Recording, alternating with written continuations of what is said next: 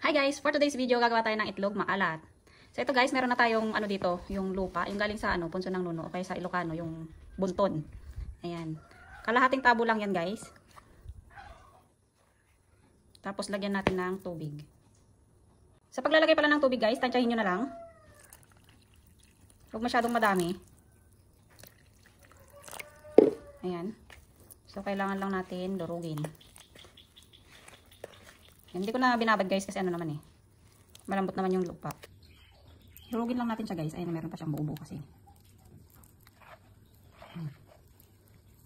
Kailangan durug lahat bago natin lagyan ng asin.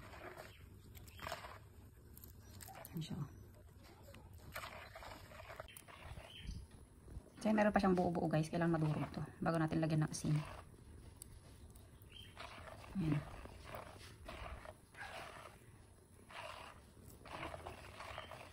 So, ayan, natin niya.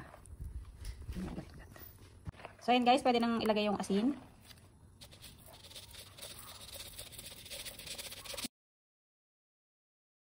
Ayan.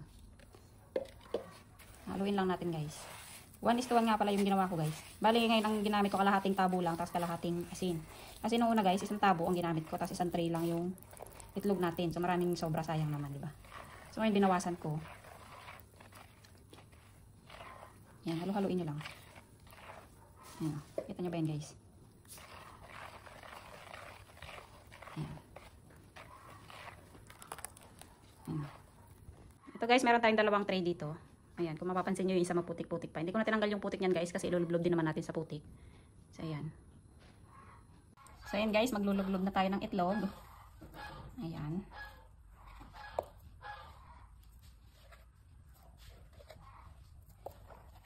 Bali ganito siya guys, so pagkalagay nyo ng ayan, bubuo pa yung tawag nun, asin. Matutunaw yan guys.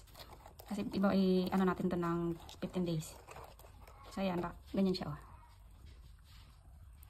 Dito natin siya ilalagay. So ganun lang gagawin natin guys hanggang sa matapos. Ipat dito. Ayan ganyan.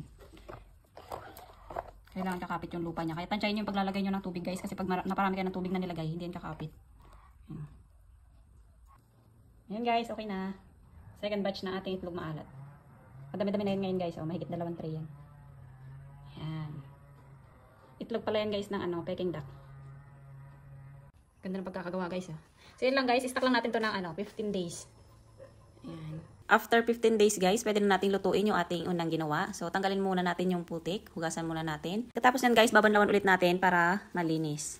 So syempre pagkatapos nating hugasan guys, lulutuin na rin natin. So ito na lahat yung ating nahugasan, lulutuin natin to guys ng 2 oras. 2 hours guys, ayan, luto na. Guys, ito na yung tingnan nyo.